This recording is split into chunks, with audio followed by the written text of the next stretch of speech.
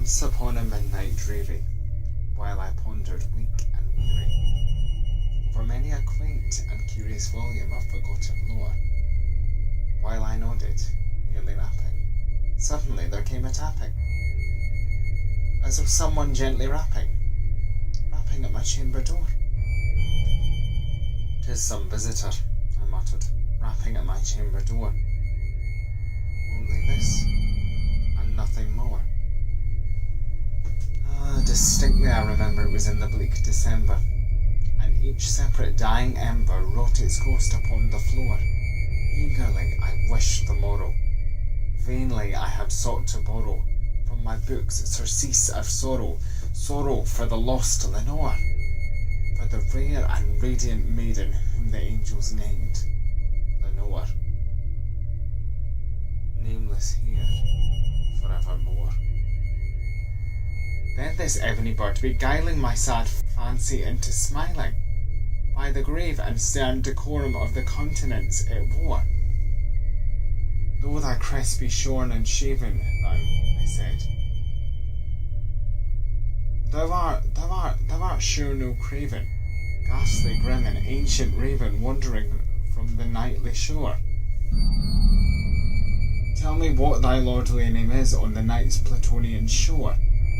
Quoth the raven, "Nevermore." Much I marvelled this ungainly fowl to hear discourse so plainly, though its answer little meaning, little relevancy bore. For we cannot help agreeing that no living human being ever yet was blessed with seeing bird above his chamber door, bird or beast upon the sculptured bust above his chamber door, with such name as Nevermore. "Prophet," said I, "thing of evil, prophet still, if bird or devil, whether tempter sent or whether tempter roasted, three here ashore. Desolate, yet all daunted on this desert land, enchanted, on this home by horror haunted, tell me truly, I implore, is there balm in Gilead? Tell me, I implore." Quoth the raven, "Nevermore."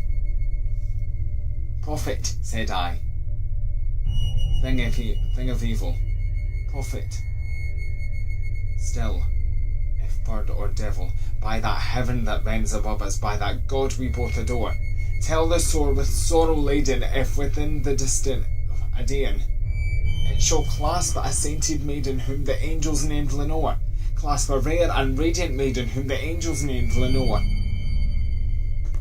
Quoth the raven, "Nevermore." "Be that word or sign of parting, bird or fiend," I shrieked up starting. "Get thee back into the tempest and the night's Plutonian shore. Leave no black plume as a token of that lie thy soul hath spoken. Leave my loneliness unbroken. Quiet the bust above my door. Take thy beak from out my heart, and take thy form from off my door." Quoth the raven, "Nevermore."